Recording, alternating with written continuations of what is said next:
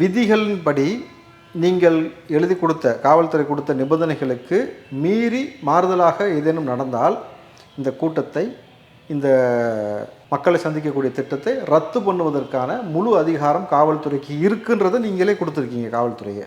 அப்போ அவர் லேட்டாக வந்தார்னு தெரிஞ்ச உடனே, இல்லை சார் நீங்கள் சொன்ன டயத்துக்கு ஆன் டயத்துக்கு வரல, உங்களை அனுமதிக்க முடியாது, டேர்ம்ஸ் படி நீங்கள் அக்ரிமெண்ட்டில் வந்து அப்படி தான் கொடுத்துருக்கீங்க, நீங்கள் அக்செப்ட் பண்ணிக்கிங்கன்னு சொல்லி இந்த பிரச்சாரத்திற்கு அவரை போக விடாமல் தடுத்து நிப்பாட்டி இருந்தால் இப்படி ஒரு அசம்பாவிதம் நடந்திருக்குமா? அந்த கேடர்ஸ் அண்டு பப்ளிக்ஸ், ரெண்டாவது உயிரை பறிகொடுத்தவர்கள். இதில் இவ்வளோ நடந்த பிறகும் ஒரே ஒரு ஆச்சரியத்துக்குரிய விஷயம் என்னென்னா, உயிரை பறிகொடுத்த உறவுகள், அவங்களுடைய உறவினர்கள் யாருமே விஜயை குறை சொல்லவே இல்லை. எல்லாருமே கேள்வி கேட்குறது, உயிர் பலி போனவங்க ஒரு என் பையன் தான் இறந்துட்டான், நான் வந்து காவல்துறையும் முதலமைச்சர் தான் கேள்வி கேட்பேன், நீங்கள் தான் ரெஸ்பான்சிபிலிட்டி, எங்களுக்கு பாதுகாப்பு கொடுக்கல அப்படின்னு மாறி மாறி எல்லாமே இங்கே தான் சொல்கிறாங்க. இப்போது இந்த நேரத்தில் அவரிடமிருந்து ஒரு காணொலி வந்திருக்குனாக்கா அது அவர்களை ஆசுவாசப்படுத்தும். ஓப்பனாக அவங்க எல்லாம் சொல்கிறதுனாக்கா, தாவேக்கால ஒட்டுமொத்த நபர்களும் பயந்துட்டாங்க அப்படி தானே சொல்கிறாங்க. இப்போ பொதுவெளியில் வைக்கக்கூடிய நம்ம ஓப்பனாகவே பேசுகிறோம், இன்னும் நம்ம வந்து அதுக்காக இல்லை, என்ன நடக்குதோ அதை பேசிட்டாங்க. விஜய் மேலே தப்பு இல்லை, அதில் மாதிரிலாம் அவங்க பேசினாலும் கூட நீங்கள் என்ன பண்ணுறீங்கன்னு ஒரு கேள்வி, நீங்கள்லாம் என்ன பண்ணுறீங்கன்னு ஒரு கேள்வி. ரெண்டாவது, உங்களை நம்பி எப்படி ஓட்டு போடுறதுன்னு ஒரு கேள்வி வரும்ல. விஜய்க்காக ஓட்டு போடுறது ஓகே, பட் விஜய் கூட நீங்கள்லாம் இருக்கீங்க, நீங்கள் தான் நிர்வாகம் பண்ணுறீங்க, நீங்கள் தான் அவருக்கு எல்லாமே சொல்கிறீங்க அப்படின்னா உங்களை நம்பி எப்படி ஓட்டு போட முடியும்? உங்கள் மேலே அனுதாபம் கூட. உங்களை நம்பி ஓட்டு போடுறதுன்றதை விட உங்களை நம்பி தானே அந்த மனுஷன் வந்தார். அவர் இன்னைக்கு நீங்கள் பாட்டு நட்டத்தில் விட்ட மாதிரி வந்து எல்லாமே மௌனமாக இருக்கிறீங்க. இதில் கூடுதலாக இருக்கக்கூடிய ஒரே சிக்கல், இது சொன்னால் என் மேலே வருத்தப்படுவாங்க, பட் டிவிக்கு நபர்கள் புரிஞ்சுக்கிட்டா வருத்தப்படக்கூடாது. விஜய் அவர்கள் ஜெயிப்பதில் எந்த பிரச்சனையும் இருக்காது, ஓட்டு வாங்கி ஜெயிச்சிடலாம், ஆட்சி அமைக்கணும்ல. எந்தெந்த துறைக்கு யார் யாருன்னு சொல்லி நீங்கள் வந்து டிக்ளேர் பண்ணுவீங்கல்ல, இந்த நபர்களை வைத்துக்கொண்டு என்ன செய்வீர்கள்னு ஒரு கேள்வி எழுப்புறாங்க.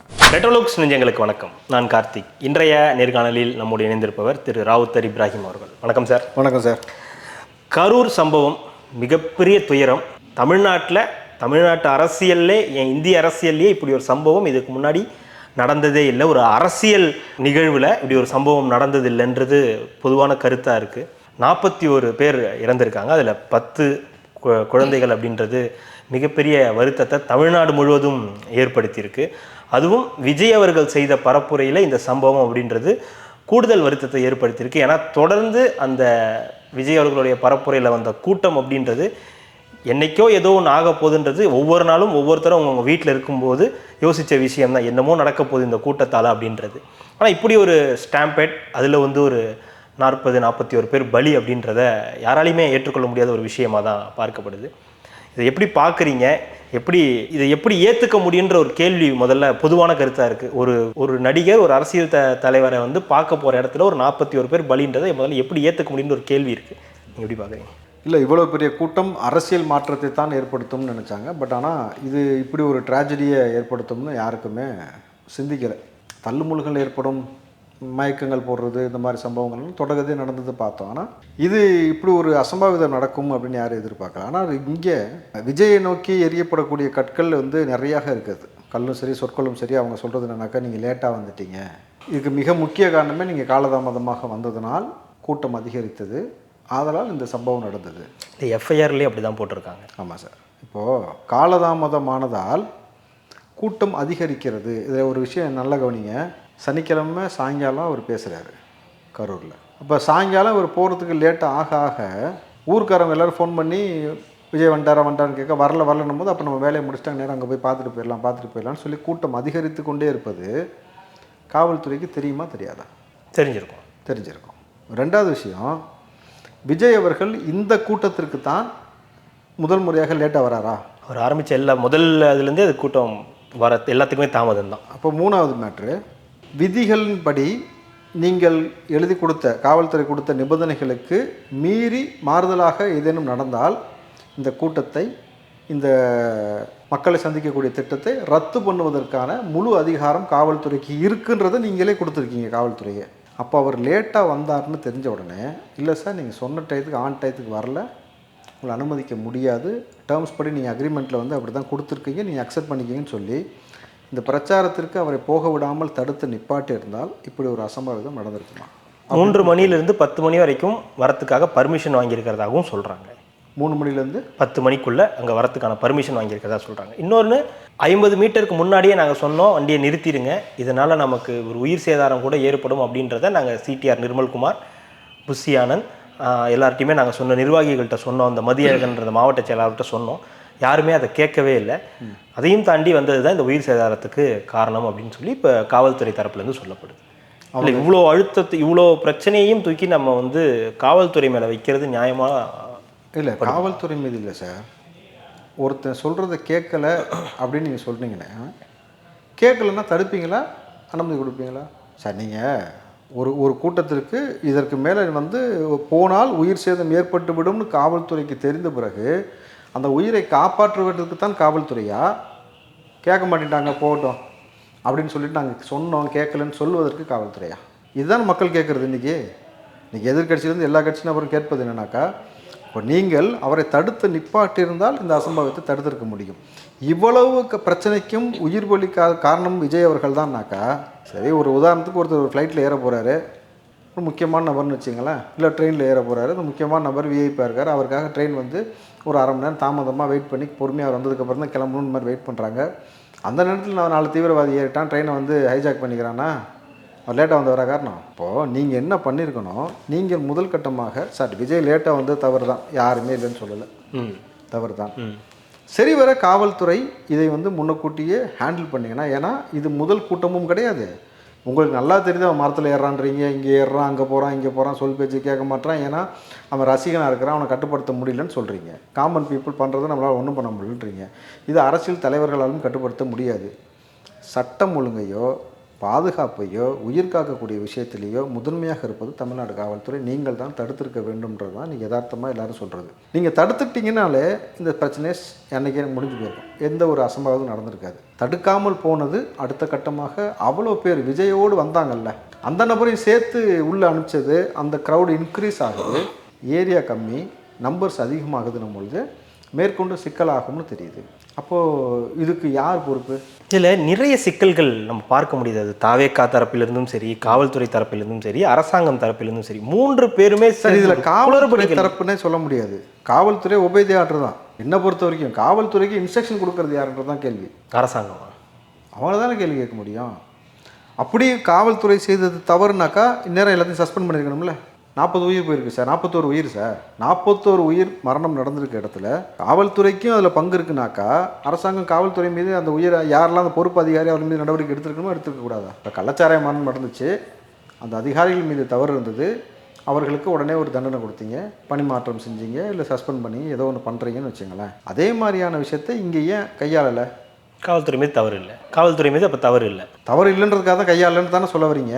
அப்போ அவரை தடுக்காமல் உங்கள்கிட்ட நீங்கள் கொடுத்த நிபந்தனையை அவங்க மீறி இருக்காங்க, லேட்டாக வந்திருக்காங்கனாக்கா தடுத்துருக்கணும். இல்லை க்ரௌடு அவங்க சொன்னதை விட எக்ஸஸாக வந்திருக்குனாக்கா தடுத்துருக்கணும். எதுவுமே நீங்களும் செய்யாமல் ஒருவேளை தடுத்திருந்தா தாவேகாவினர் இப்படி சொல்ல வாய்ப்பு இருக்கு இல்லையா, எங்களை தடுத்துட்டாங்க, எங்களை பேச விடாமல் செஞ்சுட்டாங்கன்ற மாதிரியான ஒரு நரேட்டிவை செட் பண்ணுவாங்கன்ற ஒரு நரேட்டிவ் செஞ்சுட்டு போட்டும் சார். நமக்கு உயிரை காப்பாற்றுறது முக்கியமாக, நரேட்டிவ் முக்கியமாக சார்? காவல்துறை நீங்கள் என்ன பண்ணுவீங்க, எல்லாத்தையும் வீடியோ எடுப்பீங்கல்ல. ஒரு இடத்துக்கு போகிறீங்க, ஒரு வாக்குவாதம் வருது, ஒரு பேசுறது வைக்கிறது எல்லாத்தையும் வீடியோ ப்ரூஃப் எடுப்பீங்க நீங்கள் கண்டிப்பாக. நீங்கள் யார்கிட்ட பேசுனீங்கன்னு சொல்கிறீங்கல்ல, இவங்கள்ட்ட நாங்கள் சொன்னோம்னு, அதோடைய ஆடியோ இன்ன வரைக்கும் வெளியில் வரல. இல்லைன்னு இவங்களும் இந்த தரப்புலேருந்து மறுக்கலையே, கால் பண்ணியிருக்காங்க. ஏன்னா இந்த தரப்புலேருந்து யாரையுமே இன்னும் நம்ம பார்க்கல. நான் என்ன கேட்டேன், இல்லை சார், அது நீங்கள் சொல்கிறத நான் புரிஞ்சுக்கிறேன் சார். இவங்க தரப்புலேருந்து காவல்துறை தரப்புலேருந்து நாங்கள் இவங்கள்ட்ட பேசணும், அதற்கான ஆடியோவோ இல்லை ஸ்க்ரீன்ஷாட்டோ, இத்தனை நிமிஷம் பேசுனதுக்கான ஸ்க்ரீன்ஷாட் இருந்ததுன்னு கொடுக்கணும்னு சொல்கிறதுலாம் நியாயம் தான். ஆனால் கொடுத்துட்டு இந்த தரப்புலேருந்து யாருமே அது மறுக்கலையன்றது தான் கேள்வியா? மறுக்கிறதுக்கு முதல்ல யாருமே இப்போ வந்து பேசுகிற லெவலில் யாரும் இங்கே இல்லைன்றது ஒன்று. ரெண்டாவது விஷயம், நீங்கள் ரொம்ப ஸ்டெப்பனாக காவல்துறை நின்றுட்டிங்கனாலே பிரச்சனை இல்லையே, முடியினாலும் முடியாது அப்படின்னு நீங்கள் நின்றுக்கணும். நீங்கள் ஏர் ஷோ மரணம் உங்களுக்கு தெரியும், மெரினா பீச்சில் 5 நபர்கள் வந்து உயிர் பறி போச்சு, 70க்கும் மேற்பட்ட நபர்கள் ஹாஸ்பிட்டலில் அட்மிட் பண்ணப்பட்டாங்க. அந்த இடத்தில் யார் மீது தவறுன்னு இது வரைக்கும் எந்த எஃப்ஐஆர் கிடையாது. ஹாஸ்பிட்டலில் 70 பேர் போய் அட்மிட் ஆனவங்களுக்கு அவங்களுக்கு நிவாரணம் கிடையாது. இறந்து போனவங்களுக்கு ஏதாவது நிவாரணம் கொடுத்தாங்களா? கிடையாது. அந்த சம்பவத்திற்கும் இந்த சம்பவத்திற்கும் பாருங்கள், அதே மாதிரி கள்ளக்குறிச்சி கள்ளச்சாராய மரணம், அதற்கு முன்னாடி ஒரு நடந்த மரணமாக இருக்கட்டும், அதை பார்த்துங்க. பெருவெள்ளத்தில் மக்கள் பாதிக்கப்பட்ட பொழுது ஏற்படக்கூடிய சிக்கலை பாருங்கள். எல்லாத்தையும் ஒப்பிட்டு பார்க்கும் பொழுது இங்கே 41 உயிர்கள் பலியாகிருக்குன்றது நிதர்சனமான உண்மை. இதற்கு நீங்கள் அவர்களை மட்டுமே குறை சொல்வது ஏற்புக்குரியதா? நீங்கள் விஜய் வந்து தாமதமாக வந்தான்றது ஓகே, அது தவறு, குற்றம் இல்லை. இல்லை அவங்க சொல்கிறது இல்லை சார், இல்லை அது நான் எஃப்ஐஆரில் என்ன சொல்கிறாங்க இல்லை, நான் நல்லா புரிஞ்சுங்க. குற்றம் என்பது வேற, தவறு என்பது வேற. குற்றம் என்பது வேறு, தவறு என்பது வேறு சார். அவங்க என்ன சொல்கிறாங்க, அந்த எஃப்ஐஆர் பதிவை நான் சொல்கிறேன். விஜய் அவர்கள் வேண்டுமென்றே தாமதமாக வந்தார், அந்த இருக்கிற வந்து ராங் ரூட்டில் வந்தார் அப்படின்லாம் கூட அதில் குறிப்பிட்டிருக்காங்க. ஒரு எஃப்ஐஆரில் அப்படி குறிப்பிட்டிருக்காங்க.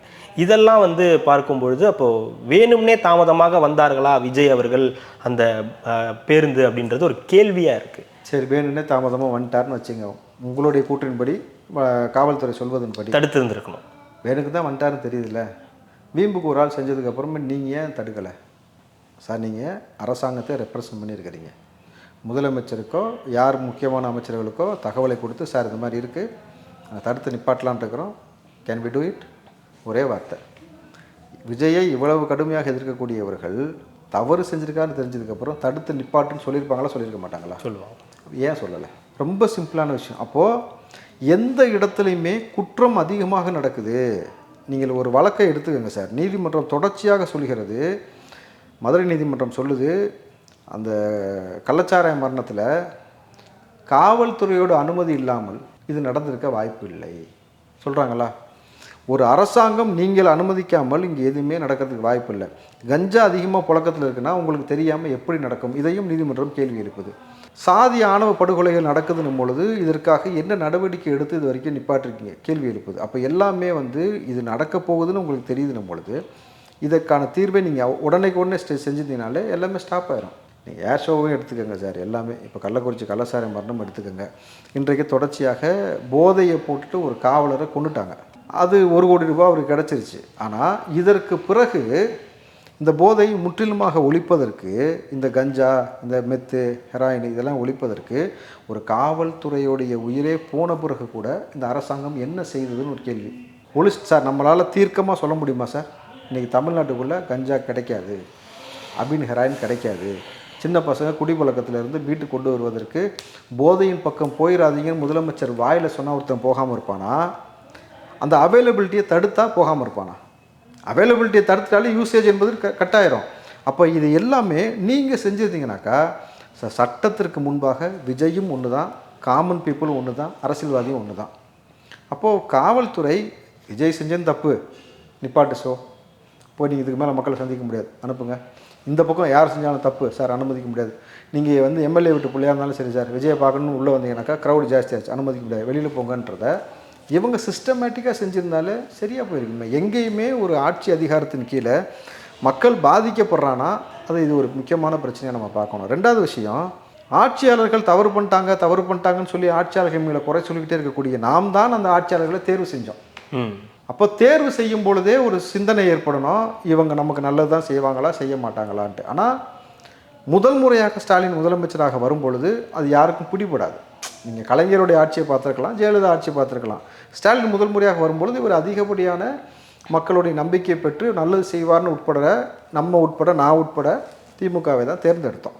நான் வெளிப்படையாக சொல்கிறேன், நான் காங்கிரஸில் இருந்தேன், திமுகவை தான் தேர்ந்தெடுத்து அவருக்காக தான் வேலை செஞ்சோம். இன்னும் சொல்ல போனீங்கன்னா தொடர்ச்சியாக ஸ்டாலின் அவர்கள் மீது வைக்கப்பட்ட விமர்சனம், இவரெல்லாம் முதலமைச்சர் ஆயிடவே முடியாது, ஜாதகத்திலேயே இல்லை, கட்டத்திலேயே இல்லைன்னு சொல்லி நிறைய மீம்ஸ் போட்டு, விஜயகாந்துக்கு எந்த அளவுக்கு போட்டாங்களோ அதே போல் ஸ்டாலினை தனிப்பட்ட முறையில் மீம்ஸ் போட்டு அவரை வந்து மீம் கண்டென்ட் ஆக்கி, அந்த சூழலெல்லாம் தாண்டி ஒருத்தர் வந்து முதலமைச்சராக செலக்ட் ஆகி முத்துவேல் கருணாநிதி ஸ்டாலின் என்ற நான் பதவி ஏற்கும் பொழுது துர்கா அம்மா அழுதாங்க.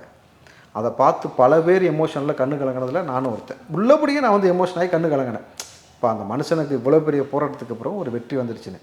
இப்போ உங்களை தூக்கி நாங்கள் எவ்வளோ பெரிய இடத்துல உட்கார வச்சு எமோஷ்னல் பாண்டிங் ஆகி, யார் எங்கள் அப்பாவே வந்துட்டார், எங்கள் அண்ணனே வந்துட்டாருன்ற அந்த ஃபீல்டில் தானே இருந்தோம்.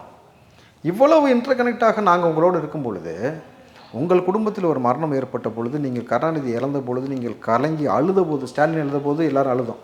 உங்கள் குடும்பத்தில் ஒரு பிரச்சனை வரும்பொழுது நாங்கள் வந்து எல்லோரும் உங்களுக்கு துணையாக நின்னோம். ஆனால் எங்களுக்கு எல்லா பிரச்சனையும் சரி செய்ய வேண்டிய நீங்கள் உங்கள் ஆட்சியில் தொடர்ச்சியாக எத்தனை மரண சம்பவங்கள் தவறான ஆட்சி முறையினால், அதுவும் காவல்துறை கரெக்டாக ஃபங்க்ஷன் ஆகாமல் இருந்ததுனால நடந்திருக்குன்றதை கனெக்ட் பண்ணும் பொழுது ஹியூஜ் நம்பர். நீங்கள் எல்லாத்துக்கும் திமுக நபர்களாக இருந்தால் அனுதாபின்னு சொல்கிறதோ, அதை வந்து சரி கட்டுவதோ, சார் நீங்கள் ஒரு விஷயத்தை வந்து இது வரைக்கும் திமுகவோ எந்த கட்சியும் ஒரு விஷயத்தில் ரொம்ப ஸ்டெபனாக நிற்கணும். திமுக காரன் தப்பு பண்ணாலும் தப்பு அப்படின்னு அவனை உடனே டெர்மினேட் பண்ணணும், அரெஸ்ட் பண்ணணும். இந்த சிஸ்டமேட்டிக்கு எந்த ஆட்சி முறை கொடுக்குதோ அங்கே தான் தவறுகள் தடுக்கப்படும். என் கட்சிக்காரன் பேரை காப்பாற்றணும், என் ஆட்சியில் இப்படி நடந்துச்சுன்னு சொல்லிடக்கூடாதுன்னு சொல்கிறதுக்கு பேர் நல்லாட்சி கிடையாது. என் கட்சிக்காரன் தப்பு பண்ணாலும் அவனை தூக்குறேன்டா அப்படின்னு சொன்னால் தான் நீங்கள் போற்றப்படுவீர்கள், மக்களால் கொண்டாடப்படக்கூடிய தலைவனாக பார்க்கப்படும். அந்த கேட்டகரிக்குள்ளே நீங்கள் எப்போ வரப்போகிறீங்கன்னு ஒரு கேள்வி எழுப்புறாங்கல்ல. ரொம்ப சிம்பிள். இதை நீங்கள் செய்ய ஆரம்பிச்சிட்டாலும் சரியாக போயிருமே, தவறுகள் நடக்காது. ஏன் செய்யலை? அப்போ இந்த தவறுக்கு யாரெல்லாம் பொறுப்பேற்பீர்கள்? சார் நீங்கள் மாணவன் நீங்கள் என்ன தான் ஸ்கீம் கொடுத்தாலும் சரி சார், மாணவன் 1000 ரூபா கொடுங்க, சோறு கொடுங்க, என்ன வேணால் கொடுங்க, படிக்கிறது யார் படிக்கணும்? மாணவன் தான் படிக்கணும். அவன் தான் படிக்கணும். அவன் படித்து நாளைக்கு ஸ்டேட் லெவலில் பெரிய ஆளாக வந்துட்டான். அவன் செலக்ட் ஆகி பல இடங்களுக்கு மேலே மேலே போகும் பொழுது, நான் கொடுத்த கல்வியின் திட்டத்தின் அடிப்படையில் தான் இவன் இந்தளவுக்கு வந்தான், நான் தான் படிக்க வச்சேன்னு மாறுத்தட்டுற கவர்மெண்ட்டு தவறு நடக்கும்பொழுது மட்டும் நீங்கள் ஆப்போசிட்டில் உள்ளவனை கை காமிச்சு விட்டுட்டு அதுக்கு நான் பொறுப்பு இல்லைன்னு சொல்கிறது எப்படி ஏற்புக்குரியது? அதுக்கும் நான் தான் ரெஸ்பான்சிபிலிட்டின்னு. ஏன்னா நீங்கள் தான் முதலமைச்சர். இந்த நாட்டில் உயிர் பலி நடந்துச்சுன்னா யார் கேள்வி கேட்பாங்க?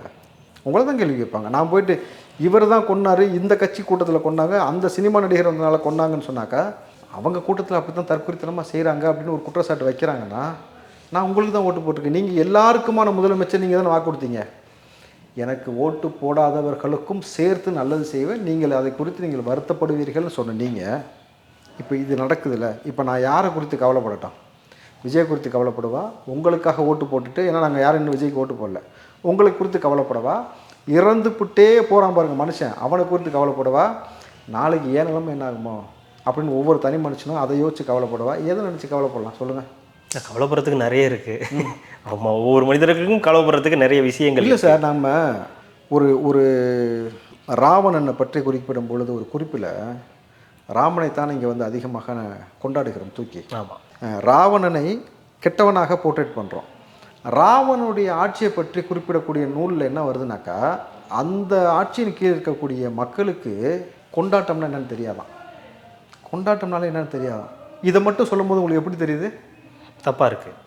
ஆனால் என்ன சொல்கிறாங்க அது அடுத்த வரியிலனாக்கா, அவர்களுக்கு இன்னல் என்றதே தெரிஞ்சதில்லை, கஷ்டன்றதே தெரிஞ்சதில்லை. கஷ்டம் தெரிஞ்சால் தானே அப்பா இதுலேருந்து விடுபட்டுட்டோன்னு கொண்டாட்டம்னு ஒன்று தோணும்.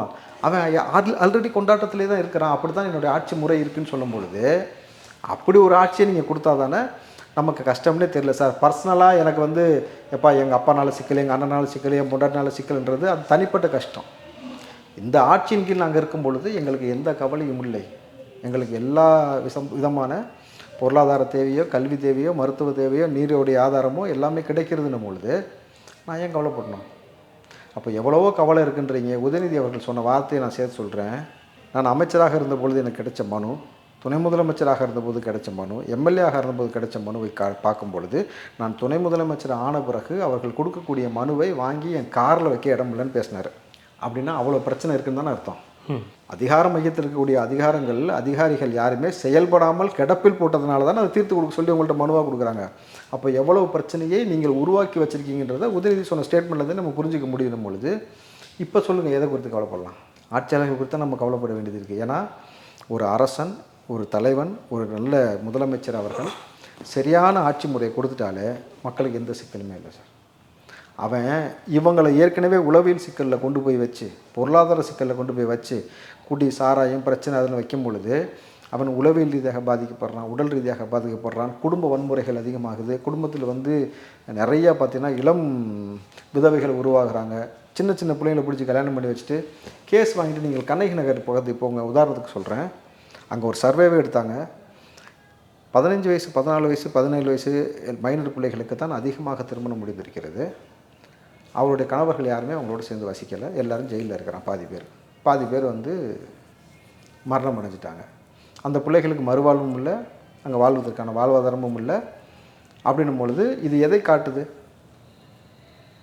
அவங்க அந்த சூழலுக்கு தள்ளிடுறாங்க. என் புருஷன் வேறு வழி இல்லாமல் என் குடும்பத்தை காப்பாற்றி இதை செஞ்சான், அந்த தவறு செஞ்சான், அதை செஞ்சான், உள்ளே போயிட்டான், இப்படி போயிட்டு இருக்கிற பொழுது எல்லாத்தையும் சரி செய்ய வேண்டிய பொறுப்பில் இருக்கக்கூடிய முதலமைச்சர் நீங்கள் தான் சுப்பீரியர். இன்றைக்கி யார் முதலமைச்சரோ, எந்த கட்சின்றதெல்லாம் டசன் மேட்ரு சார்.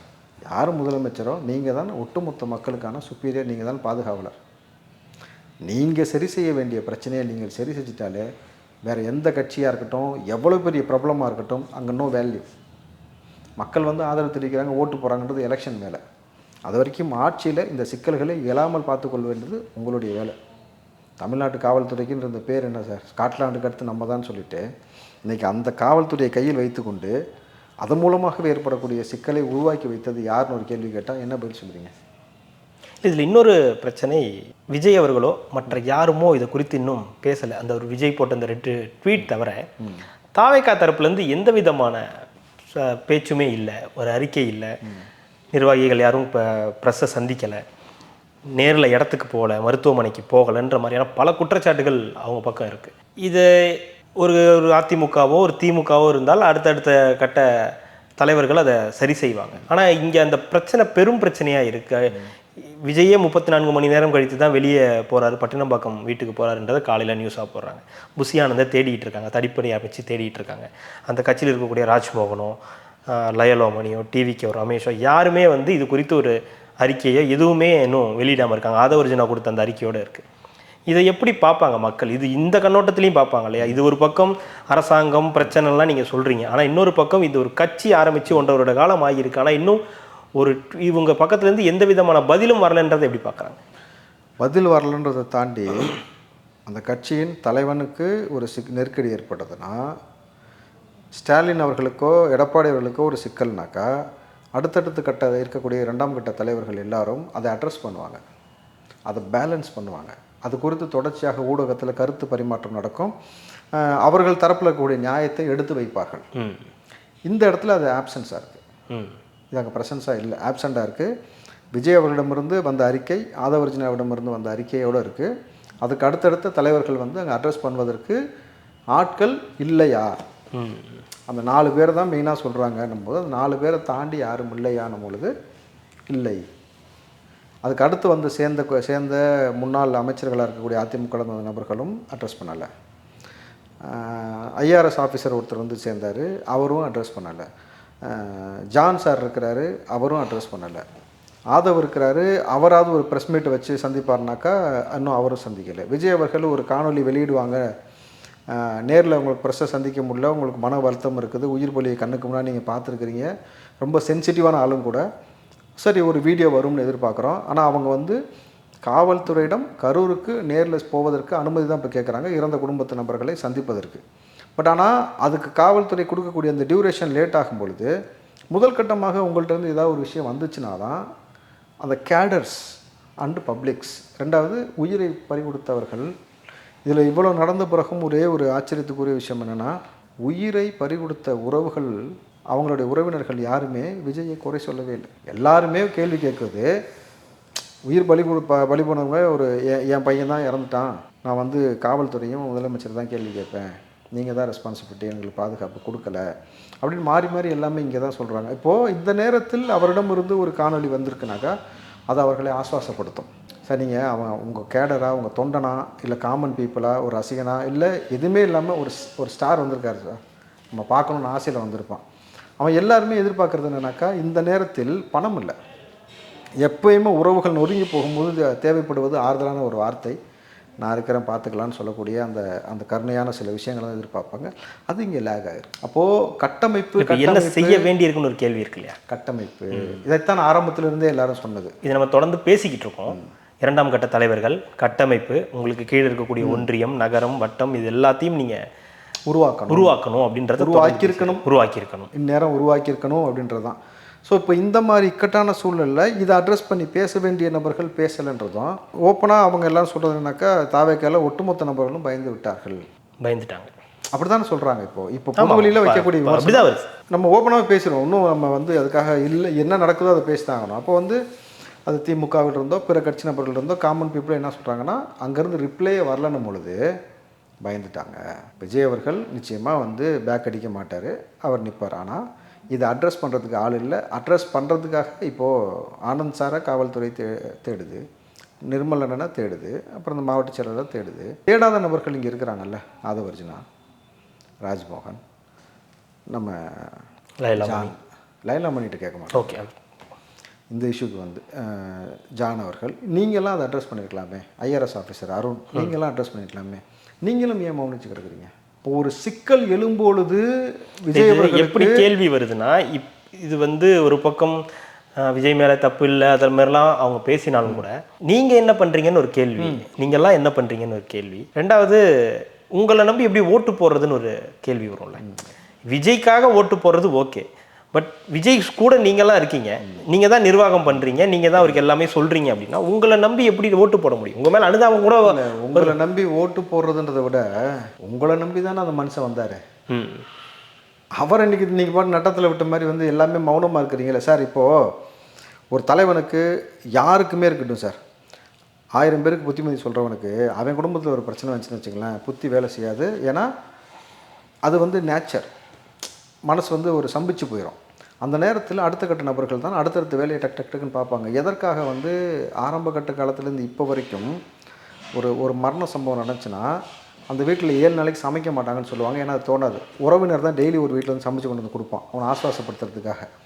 இந்த நெறிமுறை எதுக்குனாக்கா அவனை ஆஸ்வாசப்படுத்துறதுக்கு நாங்களாம் இருக்கோம் அப்படின்னு காட்டுறது தான். அப்போ அதே போல் விஜய் அவர்களுக்கு இருக்கக்கூடிய அந்த பதட்டம், அந்த ஒரு டென்ஷன், அவருக்கு இருக்கக்கூடிய கவலை, அதுலேருந்து அவர் இன்னும் வெளியில் வரல. நான் கேள்விப்பட்ட வரைக்குமே அவர் அன்னைக்கு வந்து நைட்டு சாப்பிட மறுத்துட்டார், ரொம்ப வருத்தப்பட்டு அழுதுட்டார், ரூமில் போயிட்டு வெளியில் வரவே இல்லைன்ற மாதிரி ரொம்ப தகவல் வந்தது. அப்போது அவர் எவ்வளோ மன உளைச்சல் இருக்கான்னு உங்களுக்கு தெரிந்த பிறகு நீங்கள் ஆஸ்வாசப்படுத்தக்கூடிய வேலையோ கட்சியை தூக்கி நிப்பாட்டக்கூடிய வேலையோ செய்ய தவறியது ஏன்னு ஒரு பொதுமக்களாக, காமன் பீப்புளாக, கட்சி தொண்டனா ஒரு கேள்வி எழுப்பும் பொழுது பதில் இல்லை. அப்போது உங்களை நம்பி வந்த விஜய்க்கு நீங்கள் என்ன செஞ்சுக்கிட்டு இருக்கீங்கன்னு ஒரு கேள்விக்கும், அடுத்து இதில் கூடுதலாக இருக்கக்கூடிய ஒரே சிக்கல், இது சொன்னால் என் மேலே வருத்தப்படுவாங்க, பட் டிவிக்கு நபர்கள் புரிஞ்சுக்கிட்டா வருத்தப்படக்கூடாது.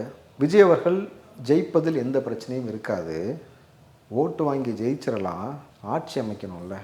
எந்தெந்த துறைக்கு யார் யாருன்னு சொல்லி நீங்கள் வந்து டிக்ளேர் பண்ணுவீங்கள்ல, இந்த நபர்களை வைத்துக்கொண்டு என்ன செய்வீர்கள்னு ஒரு கேள்வி எழுப்புகிறாங்க. எப்படி இவங்களை யார் எந்தெந்த துறைக்கு போடுவீங்க?